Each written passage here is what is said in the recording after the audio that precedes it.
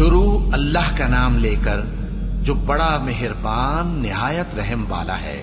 میں اس شہر یعنی مکے کی قسم کھاتا ہوں اور تم اے نبی صلی اللہ علیہ وآلہ وسلم اسی شہر میں تو رہتے ہو، اور سب کے باپ یعنی آدم اور اس کی اولاد کی قسم کہ ہم نے انسان کو محنت و مشقت میں رہنے والا بنایا ہے۔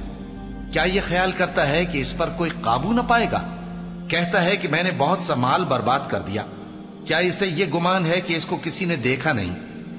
بھلا ہم نے اس کو 2 آنکھیں نہیں دی اور زبان اور 2 ہونٹ نہیں دیے؟ یہ چیزیں بھی دیں اور اس کو خیر و شر کے دونوں رستے بھی دکھا دیے، مگر یہ گھاٹی پر سے ہو کر نہ گزرا۔ اور تم کیا سمجھے کہ گھاٹی کیا ہے؟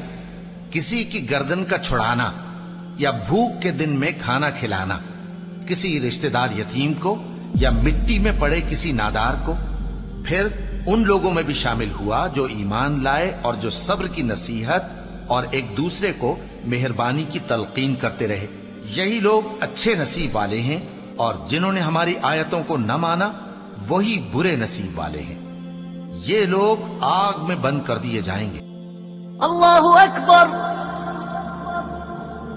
اللہ